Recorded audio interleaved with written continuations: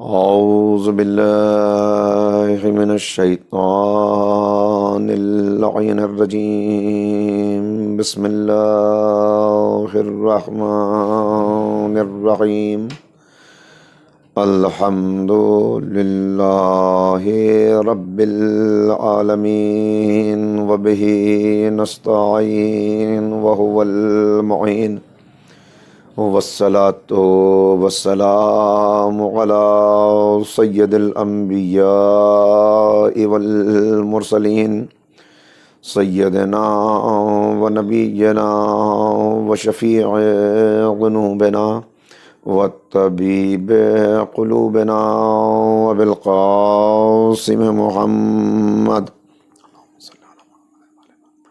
وآلہ الطیبین الطاہرین المعصومین المظلومین المنتخبین المنتجبین اما بعد فقد قال اللہ تبارک وتعالی فی کتابہ المجید وفرقانہ الرشید وقولہ الحق بسم اللہ الرحمن الرحیم یا ایہا الذین آمنوا ادخلوا فی السلم کافہ ولا تتبعوا خطوات الشیطان انہ لکم عدو مبین صدق اللہ العلی العظیم۔ ناظرین و سامعین محترم، قرآن کریم کے اس نورانی پیغام کے ضمن میں ہمارا فکر و بحث کا مسلسل جو مراحل طے ہو رہے ہیں، اس میں بات ہماری کل اس جگہ تک پہنچی کہ میں نے آپ کے سامنے یہ عرض کیا کہ اسلام کا تقاضا جو ایک مومن سے ہے، جو ایک کلمہ گو سے ہے، وہ یہ ہے کہ پورے اسلام کے اندر داخل ہو جاؤ، اور شیطان جو تمہارا ازلی دشمن ہے، جس نے مہلت لی ہے، قسم کھائی ہے، کہہ کر نکلا ہے کہ تمہیں بہکائے گا تو تباہ و برباد کر دے گا، اس کے نقش قدم پر نہ چلو، اس کی پیروی نہ کرو۔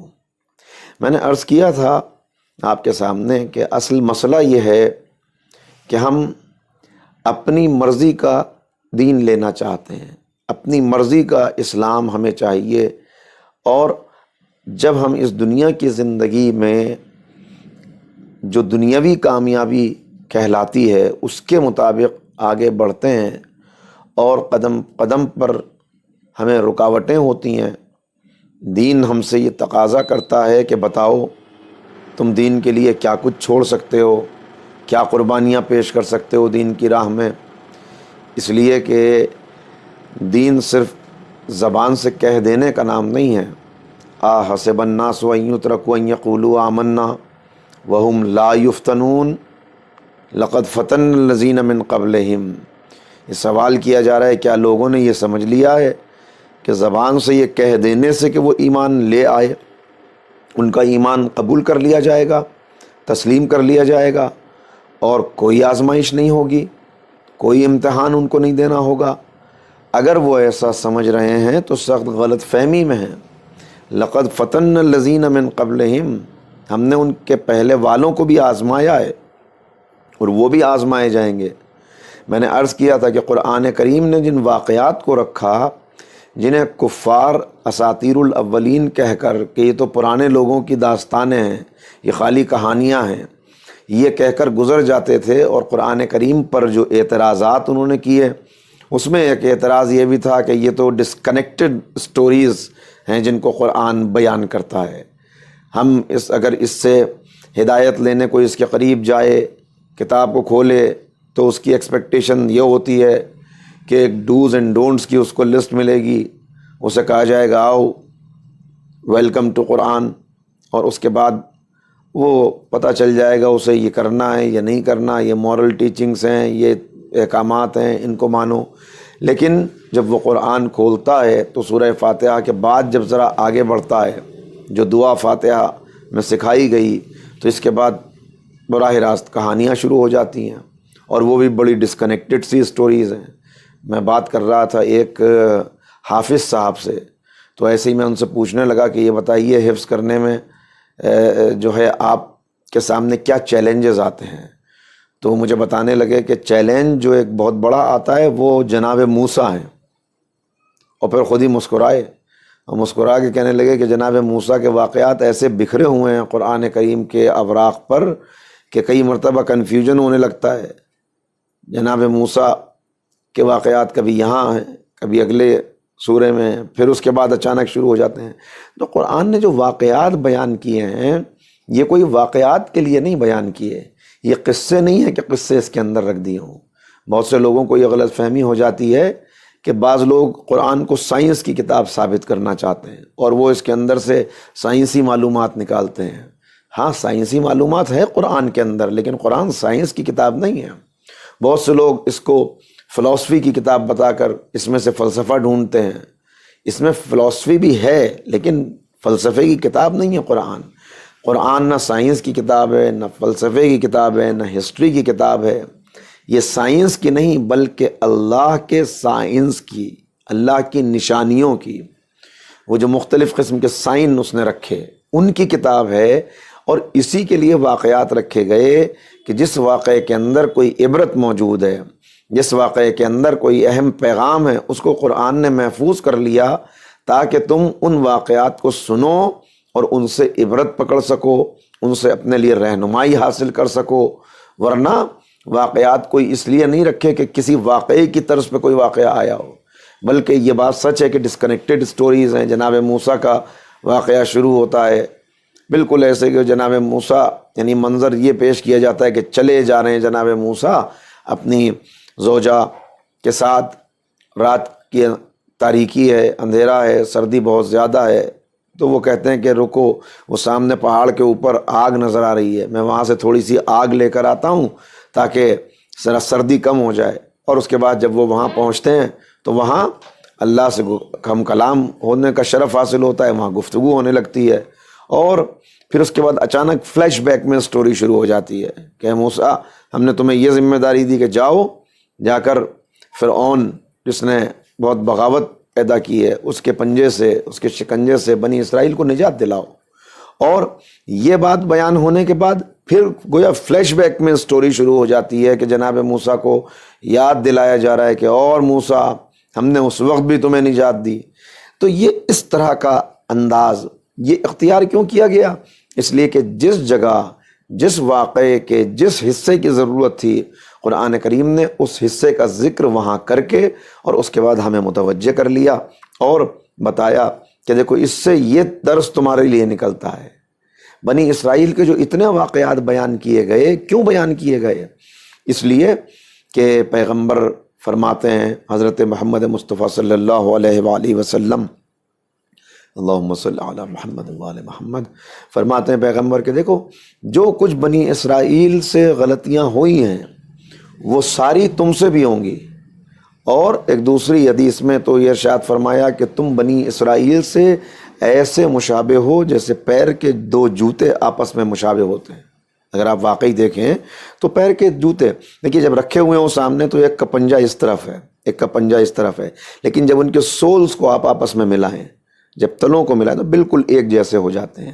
تو یہ بتایا کہ تم ساری وہ غلطیاں کرو گے۔ اگر بنی اسرائیل کسی جانور کے بل میں بھی داخل ہوئے ہیں تو وہاں بھی تم داخل ہو کر رہو گے۔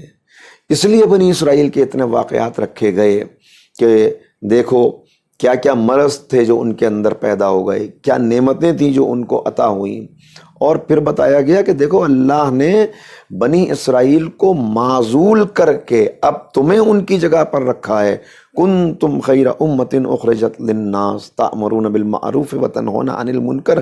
تو اب جو بنی اسرائیل کا اعزاز تھا وہ اعزاز تمہیں دیا گیا ہے۔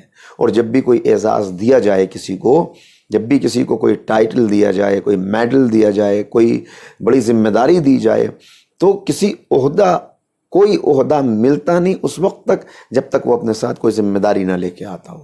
ہر بڑے منصب اور عہدے کے ساتھ کوئی ذمہ داری ہوتی ہے، اور اس ذمہ داری کو جب تک انسان ادا کرتا رہے وہ اس عہدے پر باقی رہتا ہے، وہ اس بات کا مستحق ہوتا ہے کہ اس عہدے کے ساتھ جتنی اس کو فیسلٹیز دی گئی ہیں وہ ان کو اویل کرے، ورنہ پھر اگر عہدے کے اوپر براجمان ہو جائے، اگر جم کے بیٹھ جائے کسی کرسی کے اوپر اور کام کوئی نہ کرے، آپ کو ایک آفس دیا گیا ہے بالکل 5 اسٹار فیسلٹیز کے ساتھ کہ آپ اس آفس کے اندر آئیں، صرف آفس نہیں بلکہ آپ کو جو آپ کا منصب اور عہدہ ہے اس کے ساتھ ساتھ آپ کو رہنے کے لیے بہترین قسم کا بنگلو بھی دیا گیا ہے، ساتھ میں ایک عالیشان قسم کی کار بھی دی گئی ہے کہ آپ آئیں، آپ اس کار کے اندر بیٹھ کے اپنے آفس میں پہنچتے ہیں، ٹھاٹ سے بیٹھے رہتے ہیں، ایک مرتبہ کافی منگائی، دوسری مرتبہ کافی منگائی، پھر نیند آ گئی، سو گئے، اس کے بعد فائلز کا ڈھیر سامنے رکھا ہوا ہے، بار بار آپ سے آپ کا ماتحت آپ کا اسسٹنٹ آ کر یہ بتا رہا ہے کہ سر اس فائل پہ سائن ہونے، اس فائل کو اسٹڈی کر لیجئے، وہ پیپرز ہیں ان کو ایک مرتبہ دیکھ لیجئے، ڈیسیجن ہونا ہے ان کے اوپر، سر فلاں ٹائم پر میٹنگ ہے اور ہم ہر چیز کو کہہ رہے ہیں کہ نہیں اس وقت ہمارا موڈ نہیں ہے، ہٹاؤ یہ سب چیزیں۔ تو آپ مجھے بتائیے کیا اس عہدے کے اوپر ہم زیادہ دیر برقرار رہ سکیں گے؟ یہ ساری فیسلٹیز تمہیں دی گئیں اس لیے کہ تم ایک جگہ کے کمپنی کے مینیجر بنائے گئے ہو، اگر نئی ذمہ داری ادا کرو گے تو پھر تمہیں ہٹا دیا جائے گا، جیسے بنی اسرائیل کو معزول کر دیا گیا، اب وہ ذمہ داری ہمیں دی ہے۔ اور ذمہ داری کیا ہے؟ دیکھیے جب کوئی نبی، خاص طور سے اگر وہ نبی صاحب کتاب ہو اور اس دنیا سے رخصت ہو جائے تو اس کے بعد اس کے پیغام کو آگے بڑھانے کی ذمہ داری اس امت کی ہوتی ہے، اس کے فالوورز کی ہوتی ہے۔ ہم نے اس ذمہ داری کو کتنا ادا کیا؟ میں نے عرض کیا کہ ہم چاہتے یہ ہیں کہ فیسلٹیز تو ہم سے کرٹیل نہ کی جائیں، ساری فیسلٹیز ہمیں ملیں، لیکن ہم سے کوئی تقاضا نہ کیا جائے، کسی طرح کا مطالبہ نہ کیا جائے، ہمیں اپنی مرضی سے چلنے دیا جائے۔ شاید میں نے یہ بات کل بھی عرض کی تھی، اسی کو ذرا سا آگے بڑھاؤں کہ ایک بچے کو آپ دیکھتے ہیں کہ وہ بچہ، ایک والد اپنے بچے کے لیے سب کچھ کر رہا ہے، اور وہ بچہ گھر کے اندر ساری جو فیسلٹیز ہو سکتی ہیں، جو بیسٹ فیسلٹیز ہیں وہ اس کے لیے اویلیبل ہیں، لیکن اس کے بعد جب ہم اس بچے کو دیکھتے ہیں تو اب وہ ساری چیزوں کو، انعامات کو، یعنی جسے فار گرانٹیڈ لے رہا ہے اور یہ سمجھ ہی نہیں رہا کہ یہ مجھے کیوں اتنی ساری سہولیات دی گئی ہیں۔ تو پھر ہم دیکھتے ہیں کہ وہی باپ جو دن بھر محنت کرتا ہے، پھر شام میں آ کر ہم نے دیکھا اس بچے کو گھڑک رہا ہے، اس بچے کو ڈانٹ رہا ہے، اور کبھی کبھی تو یہاں تک بھی ہوتا ہے کہ اس کے تماچا مار دیا۔ آپ کے ویسٹرن سوسائٹی میں تو اس کا تصور بھی نہیں کیا جا سکتا، اس لیے کہ یہاں تو بچے کو پہلے ہی اتنے رائٹس بتا دیے جاتے ہیں اور دے دیے جاتے ہیں کہ تربیت کے لیے سختی کرنے کی کوئی گنجائش نہ رہے۔ حالانکہ تربیت کے لیے خیر سختی کی ضرورت بھی نہیں ہے، لیکن کہیں کہیں ضرورت ہوتی ہے کہ سختی کی جائے۔ تو یہ آپ کی ویسٹرن سوسائٹی کی مثال میں نہیں دے رہا، لیکن ہمارے یہاں تو اکثر یہ ہوتا ہے، اور آپ میں سے بھی اکثر لوگ وہ ہیں جو یہیں ہندوستان پاکستان سے گئے ہوئے ہیں، تو بچے کے اوپر سختی۔ اب اس سے کہیے کہ بھئی تم نے اس بچے کو مارا کیوں، اس کو اس طرح سے ڈانٹا کیوں؟ دن بھر اتنی محنت کر رہے تھے، تم نے اپنی ہڈیاں گھس دیں، تم نے اپنے آپ کو دن بھر چلچلاتی ہوئی دھوپ میں کھڑا رکھا، اتنا پسینہ بہایا، رنگ بھی سیاہ ہو گیا، محنت بھی اتنی زیادہ کی، کس کے لیے سب کر رہے تھے؟ اس نے کہا سب اسی کے لیے کر رہا تھا۔ تو جب اسی کے لیے سب کچھ کر رہے تھے تو اب اس کے اوپر سختی کیوں کرتے ہو؟ جس راہ پر جا رہے جانے دو، جیسے چلنا چاہتا ہے چلنے دو۔ تو وہ باپ جواب دے گا کہ یہ نادان ہے، اگر میں اسے اس کی مرضی کے مطابق چلنے دوں گا تو یہ اپنے آپ کو ہلاکت میں ڈال لے گا، تباہ و برباد کر دے گا، اپنا کیریئر ختم کر لے گا۔ بس عزیزو، یہی بات قرآن کریم میں اللہ ہم سے کہہ رہا ہے کہ اے میرے بندے، اگر میں تجھے تیری ہی راہ پر چلنے دوں تو تو اپنے آپ کو ہلاک کر دے گا، برباد کر لے گا، تباہ کر ڈالے گا۔ مگر ہاں پھر بھی میں نے تجھے راستہ چننے کا اختیار دیا، مگر یاد دہانی کے لیے کہ بار بار تجھے ریمائنڈ کرایا جاتا رہے، اس لیے کہ ضروری ہوتا ہے ایک ویک اپ کال انسان کے لیے کبھی کبھی ایسی ثابت ہوتی ہے کہ اس کی کایا پلٹ جاتی ہے۔ بالکل اپ سائڈ ڈاؤن ہو گیا، اس طرح کی ویک اپ کال. کوئی واقعہ اس کی زندگی میں ایسا ہوتا ہے کہ اس ایک واقعے نے اس کو ایسا بدل کے رکھ دیا کہ اب اس کے بعد پہچان میں نہیں آ رہا کہ یہ وہی شخص ہے پہلے والا، ارے یہ تو بالکل تبدیل ہو گیا.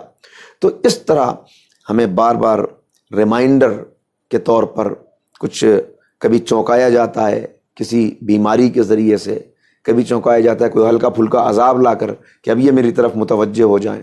اور انبیاء و مرسلین کا تو سلسلہ رکھا ہی اس لیے گیا کہ وہ بار بار آ کے یاد دلائیں کہ تمہارا مقصد تخلیق کیا ہے، اپنے مقصد سے تم کس طرف بڑھتے چلے جا رہے ہو.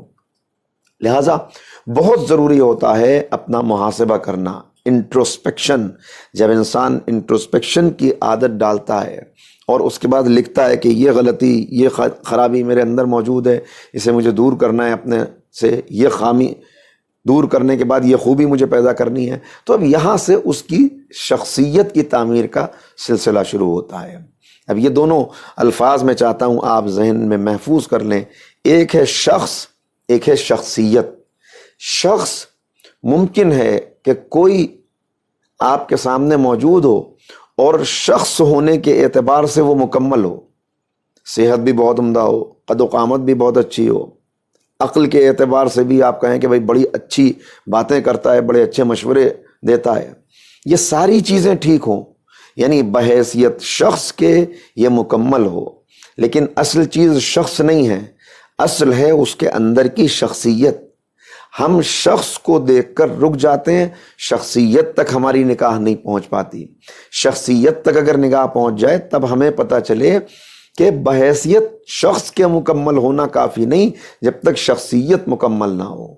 اور شخصیت کے اعتبار سے دیکھیں تو ایک انسان بہت ہینڈسم ہونے کے باوجود ممکن ہے کہ صرف 20% انسان ہو، 30% انسان ہو، 40% انسان ہو، اس کے اندر کی شخصیت 60% ختم ہو چکی ہو، صرف 40% باقی رہ گئی ہو، 80% ختم ہو چکی ہو، صرف 20% باقی ہو. تو یہ بات کب معلوم ہوگی؟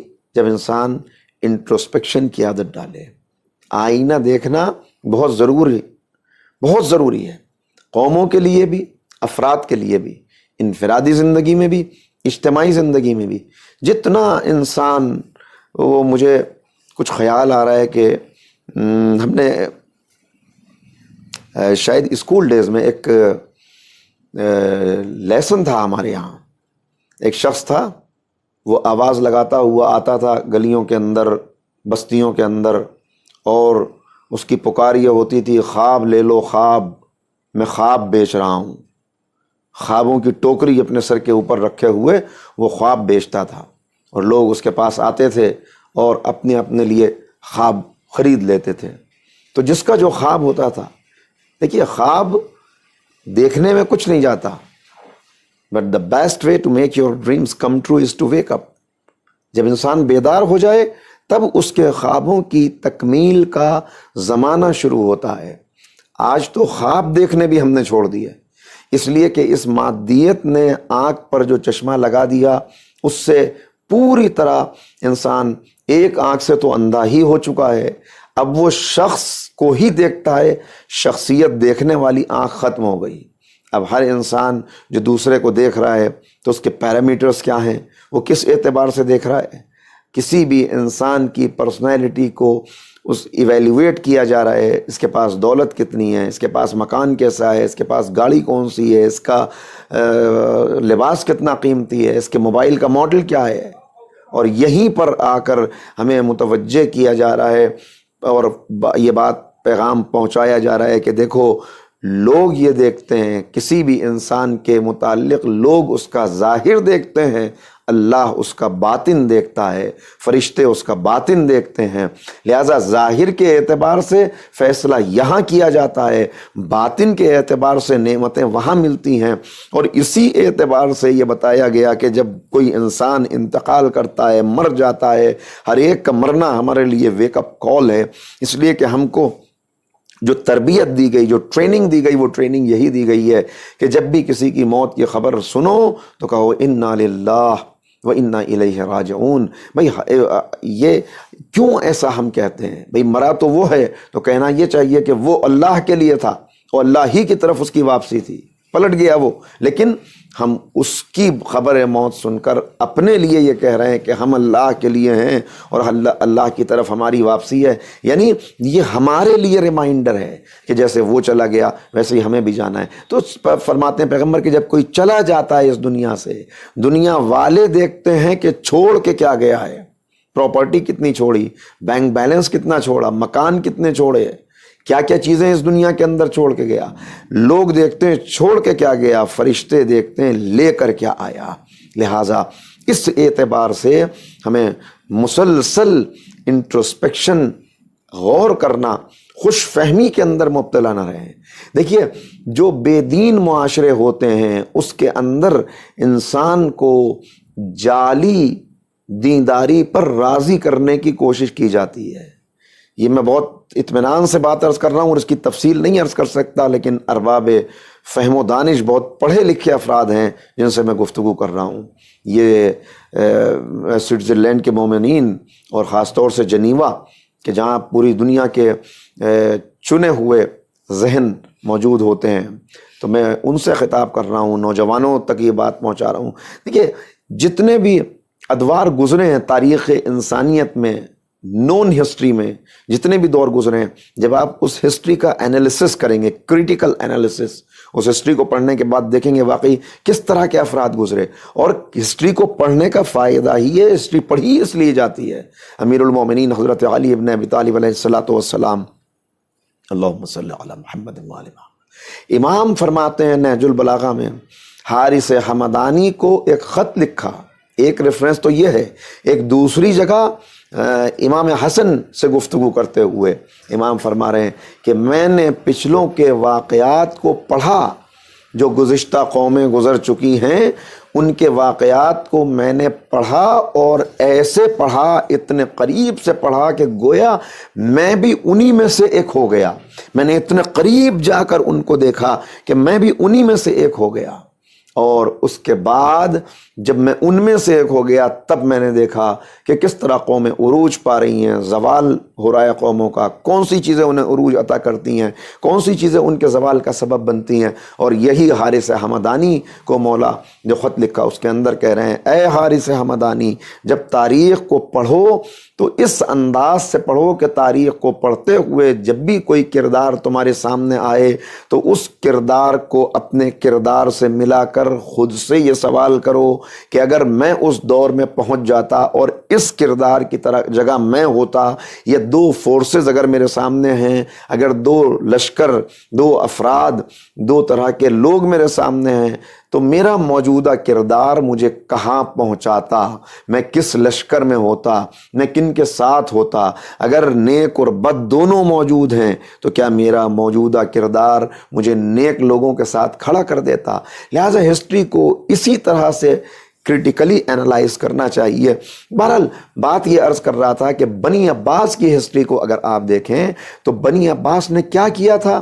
بنی عباس نے اپنی عیاشیوں اور اپنے مقاصد، جو دنیاوی مقاصد تھے، جو ان کے تمام مقاصد تھے، جو ان کے تمام ایک اعتبار سے مادی مقاصد تھے، میٹیریل گینز جو کچھ وہ چاہتے تھے، اس کے لیے انہوں نے کیا کیا تھا، انہوں نے قصہ گو جمع کیے تھے جو بڑے پراسرار قصے کہہ کر لوگوں کو ایک طرح سے حکمرانوں کے تعلق سے اتنا کمزور کر دیتے تھے کہ وہ حکمراں کے سامنے جھکنے کو ہی کامیابی سمجھتے تھے، اور ان کے سامنے دینداری جو پیش کرتے تھے وہ جعلی فرضی دینداری تھی، محض رسوم و رواج. یعنی کوئی دین کے اندر وہ کام نہ کریں کہ جس سے حکومت کو خطرہ ہو جائے.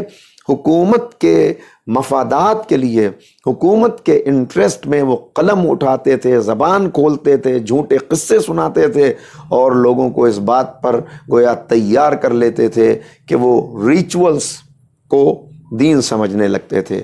وہ رسم و رواج ادا کر کے یہ سمجھتے تھے کہ ہم نے دین کا حق ادا کر دیا. لہٰذا وہ رسمی دینداری پر راضی ہو گئے، اپنا محاسبہ کرنا انہوں نے چھوڑ دیا. اور جب کوئی قوم انٹروسپیکشن چھوڑ دیتی ہے، اقبال کہتے ہیں صورت شمشیر ہے دست قضا میں وہ قوم، کرتی ہے جو ہر زمان اپنے عمل کا حساب، اپنے عمل کا حساب اگر خود قومیں کرنے لگیں تو ان قوموں کو کبھی کوئی صفحے تاریخ سے مٹا نہیں سکتا، ان قوموں کو کبھی کسی بھی طرح کا زوال نہیں آ سکتا، ڈکلائن نہیں ہوگا ان کا، وہ ہمیشہ عروج حاصل کریں گی۔ تو بنی عباس نے ان کو خود احتسابی سے دور کر دیا، اب وہ انٹروسپیکشن نہیں کرتے، اور ایک جھوٹا یقین ان کے اندر پیدا کر دیا کہ یہ کام کر لو جنت مل جائے گی، یہ کام کر لو اس کے نتیجے میں تمہیں انعامات ملتے چلے جائیں گے۔ گویا ایک قسم کی خوش فہمی کہ ایک تو دین اپنی مرضی کا بنا لیا، اور پھر اس دین کے اوپر عمل کر کے یہ سمجھ رہے ہیں کہ یہ کرنے کے بعد اب جنت بالکل ہمیں ملی ہوئی ہے۔ یہ وہی کام ہے جو بنی اسرائیل نے بھی کیا تھا کہ انہوں نے آج بھی اپنی مرضی کی شریعت بنائی ہوئی ہے۔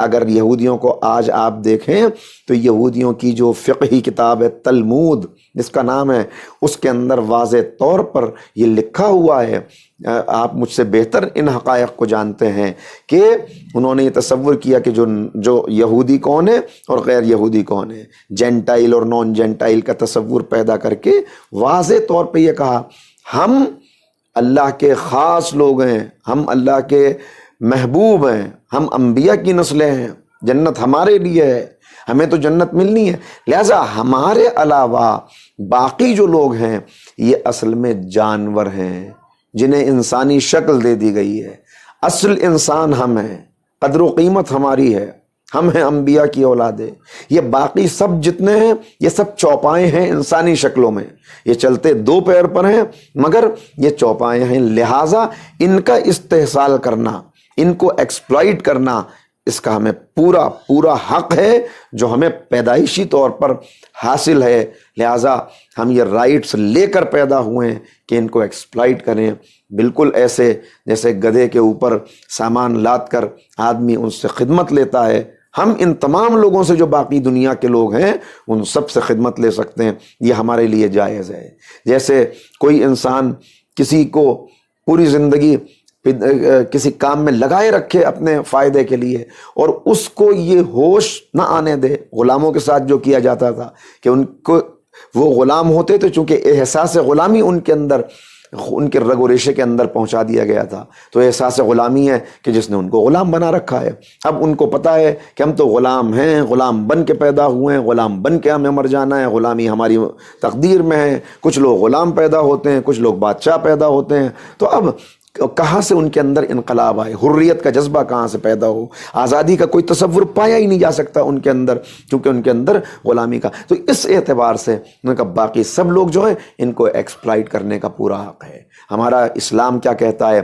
اسلام کہتا ہے اگر کسی نے ایک انسان کی جان بچا لی تو گویا اس نے پوری انسانیت کو بچا لیا، کسی ایک کو قتل کر دیا تو گویا پورے آدمیت کو قتل کر دیا۔ قتل الناس جميعا ومن احیاها فکأنما احیا الناس جميعا، جس نے کسی ایک کی جان بچائی تمام انسانوں کی جان بچائی، جس نے کسی کو قتل کیا گویا پوری انسانیت کو قتل کر دیا۔ اس کے برخلاف تلمود کا بیان کیا ہے کہ اگر کسی نے کسی نان یہودی کی جان بچا لی تو اس نے بہت بڑا گناہ کیا، اس لیے کہ ان کی جان بچانا جائز نہیں ہے۔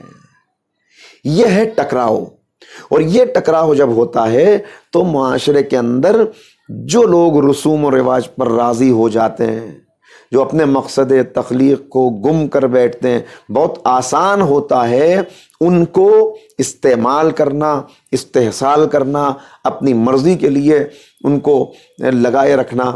یہی آج ہو رہا ہے۔ اس وقت پوری دنیا کے اندر تمام انسانوں کو کچھ خاص افراد، کچھ خاص خاندان ہیں کہ جو تمام لوگوں کو استعمال کر رہے ہیں۔ پوری دنیا کے فیصلے یہ چند خاندان کرتے ہیں۔ اس وقت جو یہ بیماری، یہ وبا پھیلی ہوئی ہے، نیو یارک ٹائمز کا شاید تاریخ مجھے اس وقت یاد نہیں رہی، میرا خیال ہے کہ جنوری کی کسی تاریخ کا نیو یارک ٹائمز تھا، جس کے اندر یہ لکھا ہوا تھا کہ اس بیماری کے پینڈیمک ہو جانے کا سب سے بڑا سبب یہ ہے کہ کچھ خاص خاندانوں نے دولت کو خاص لوگوں کے لیے جمع کر کے اتنا زیادہ ان ایکول دولت کی تقسیم کر دی ہے کہ جس کی وجہ سے یہ بیماری اتنی بڑی وبا بن گئی. ورنہ اگر ایسا نہ ہوتا، آپ دیکھیں 2-3% لوگ پوری دنیا کے اندر یہ ایسے ہیں کہ جن کے پاس 50% سے زیادہ دولت جمع ہو گئی ہے. دولت کی اس تقسیم کو اسلام کے اندر مساوات ہر جگہ نہیں ہے، عدل ہے. مساوات اور عدل میں کیا فرق ہے اس وقت اس کو بیان نہیں کروں گا، کیونکہ آگے انشاءاللہ اس پر ایک پوری تقریر کوشش کروں گا کہ آئے، تاکہ بات بہت واضح طور پر آگے بڑھتی چلی جائے. لیکن جب انسان صحیح مساوات نہ ہو، صحیح تقسیم نہ ہو، بلکہ مساوات نہیں، عدل نہ ہو، جب معاشرے سے عدل، جو دوسری تقریر میں بات عرض کی کہ عدل نہیں ہوگا تو ظلم ہوگا، ظلم ہوگا تو فساد ہوگا، فساد ہوگا تو ہر طرف بدامنی ہوگی.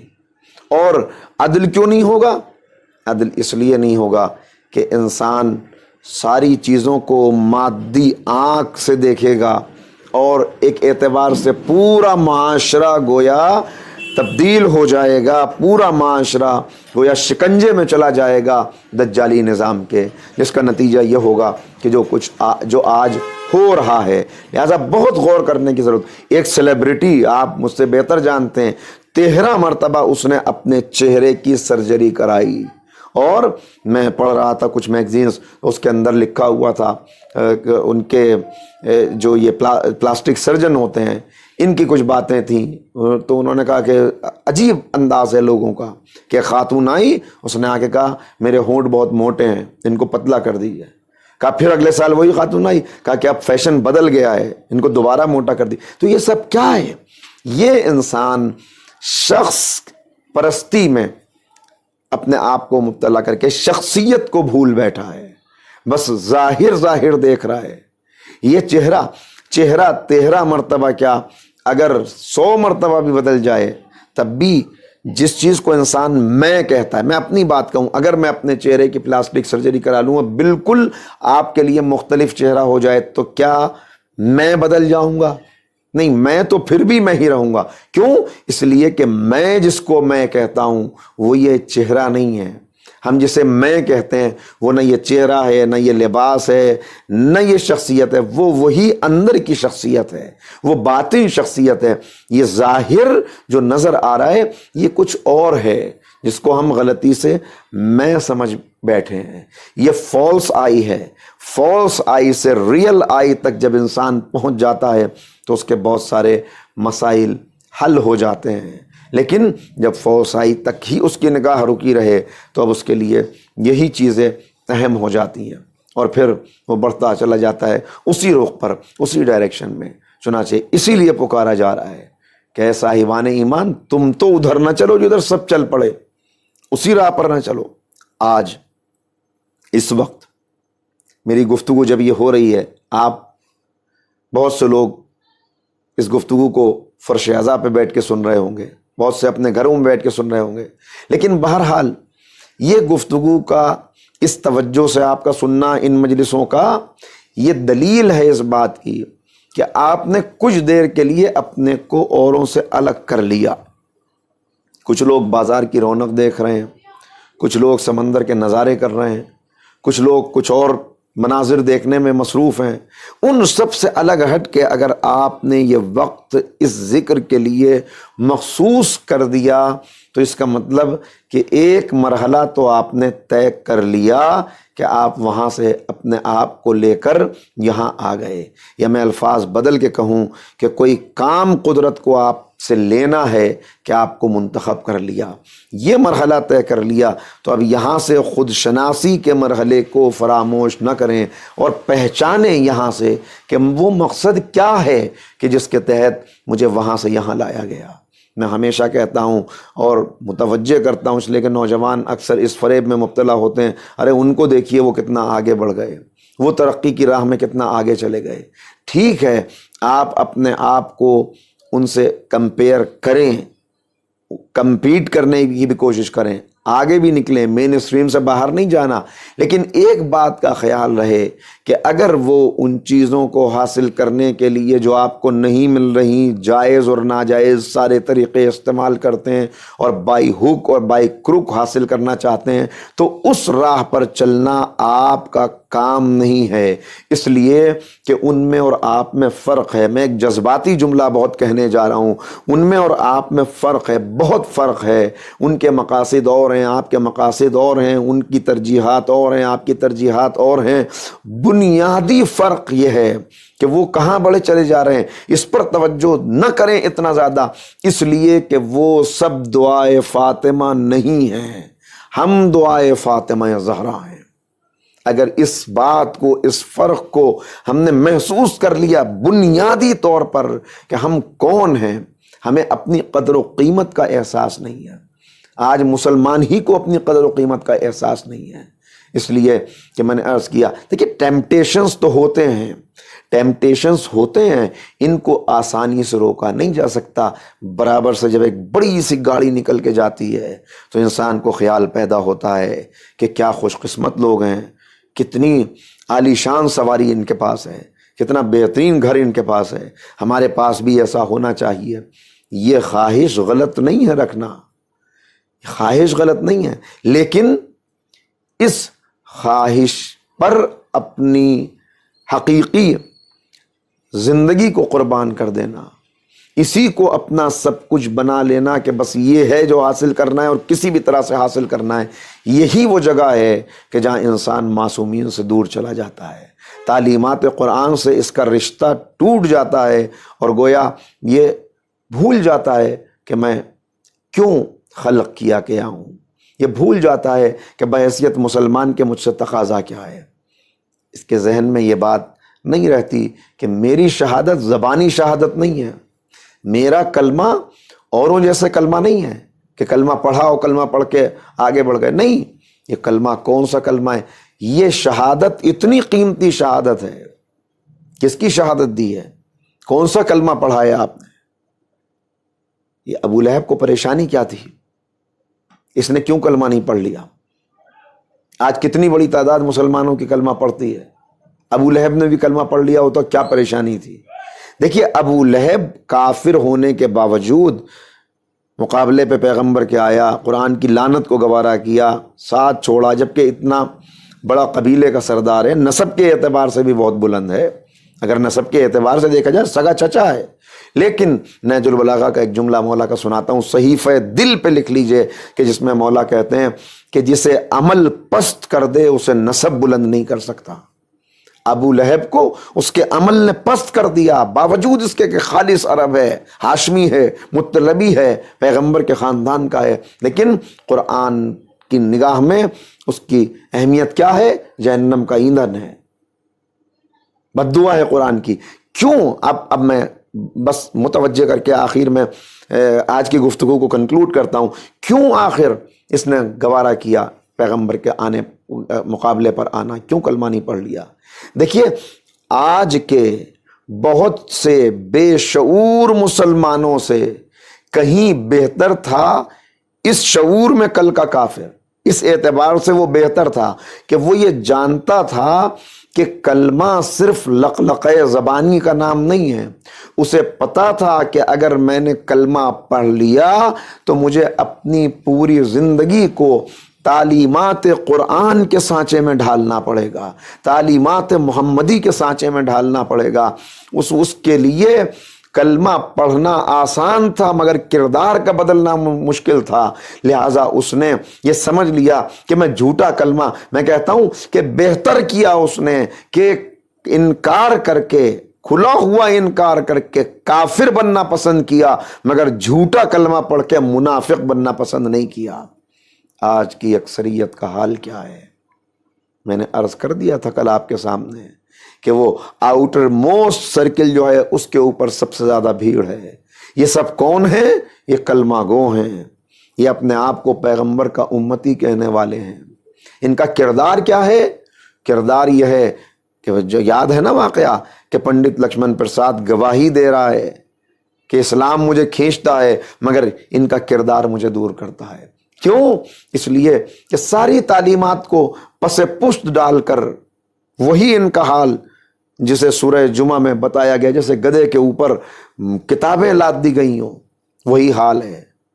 کہتے ہیں کہ قرآن ہماری کتاب، قرآن سے کوئی وابستگی نہیں، کوئی واسطہ نہیں، قرآن کے کہہ کیا رہا ہے، قرآن کی گائیڈ لائنز کیا ہیں، قرآن چاہتا کیا ہے، قرآن نے رولز کیا بیان کیے ہیں، کامیابی اور ناکامی کے راستے کیا دیے ہیں، ان سے کوئی تعلق نہیں ہے۔ لہٰذا مسجد میں مسلمان ہے، بازار میں صرف تاجر ہیں۔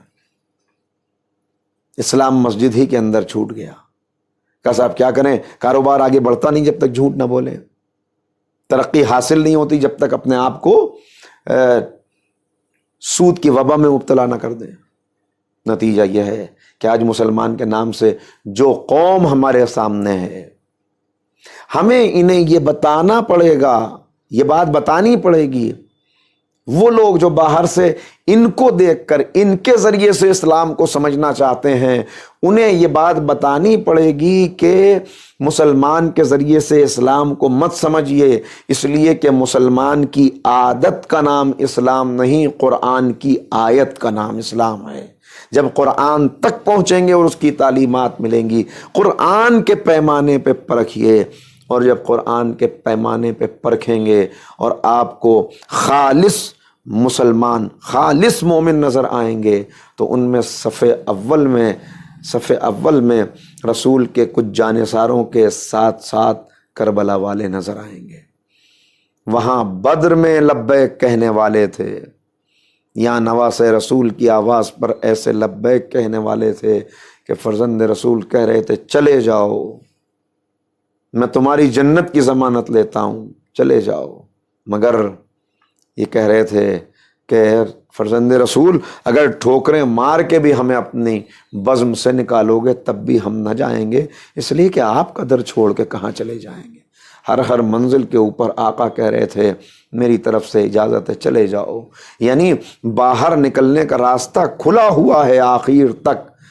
مگر انہی میں ایک ایسا تھا جسے خط لکھ کے حسین نے بلایا۔ اللہ اکبر، کیا کردار ہوگا! یہ بھی پیغام ہمارے لیے ہے کہ اے چاہنے والو، اگر آقا کی نصرت کا جذبہ رکھتے ہو، اگر امام زمانہ کے سچے سپاہی بننے چاہتے ہو تو اپنے اندر کردار پیدا کر لو۔ اگر تم نے کردار پیدا کر لیا اور تم دور بھی رہ گئے تو حسین قاصد بھیج کے بلوا لیتے ہیں، حسین کا وارث بھی قاصد بھیج کے بلوا لے گا۔ جسے بلایا اور کیا لکھا، اے حبیب آنے میں جلدی کرنا، العجل العجل العجل۔ حبیب کو یہ خط ملا۔ کوفے کے حالات اس وقت ایسے ہیں کہ ہر گھر کے اندر جاسوس موجود ہیں، شوہر کو زوجہ کے اوپر بھروسہ نہیں ہے، بھائی کو بھائی کے اوپر بھروسہ نہیں ہے، توبہ جناب مسلم کو سہارا دے رہی ہے، اسی کا بیٹا ہے جو مخبری کر رہا ہے، لہٰذا ہر گھر کا حال عجیب ہے۔ لہٰذا امتحان کے لیے جناب حبیب نے اپنی زوجہ سے کہا کہ ہاں، کہا کہ کیا ارادہ ہے؟ فرزند رسول نے بلایا ہے، کہا ابھی غور کروں گا، سوچتا ہوں کہ میں جا کے کیا کروں گا۔ میں ایک مرتبہ تڑپ گئی وہ مومنہ اور کہا کہ اے حبیب میری چادر تم لے لو، اپنی تلوار مجھے دے دو تاکہ میں فاطمہ کے لال کی نصرت کے لیے جا سکوں۔ ارے کتنا خون بڑھ گیا حبیب کا۔ ایک مرتبہ کا مومنہ خدا تجھے جزائے خیر دے، ارے میں تو تیرا امتحان لے رہا تھا، میرا آقا مجھے بلائے اور میں نہ جاؤں؟ ہاں میں ضرور جاؤں گا۔ ایک مرتبہ غلام کو آگے روانہ کیا، دیکھ راستے بند ہیں، تو میرا گھوڑا لے جا اور فلاں جگہ پہ جا کے کھڑا ہو جانا، اگر کوئی پوچھے کہہ دینا گھوڑے کو پانی پلانے دریا پر لے جا رہا ہوں، میں پیچھے پیچھے آتا ہوں۔ اور سب کی نگاہ بچا کر جناب حبیب جب پہنچے تو عجیب عالم دیکھا۔ کیا دیکھا یہ غلام گھوڑے سے کہہ رہا تھا کہ اگر میرا آقا نہ آیا تو میں تجھ پہ سوار ہو کے چلوں گا اور اپنے آقا کی نصرت کروں گا۔ میں ایک مرتبہ آنکھوں سے آنسو جاری ہو گئے حبیب کی، ارے میرے آقا تیری مظلومیت کہ آج غلام بھی تجھ پر جان نثار کرنا چاہتے ہیں۔ فوراً گھوڑے پر سوار ہوئے، راہوار کو دوڑاتے ہوئے حبیب چلے۔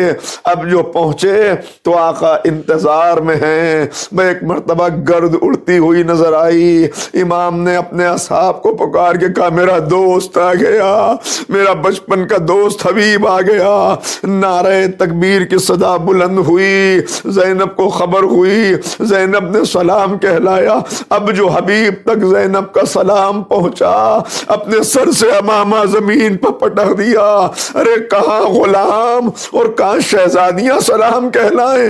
میں کہوں گا کہ اے حبیب بڑے خوش قسمت ہو کہ تم سمجھتے ہو کہ زینب کے سلام کی قیمت کیا ہے، تمہیں معلوم ہے۔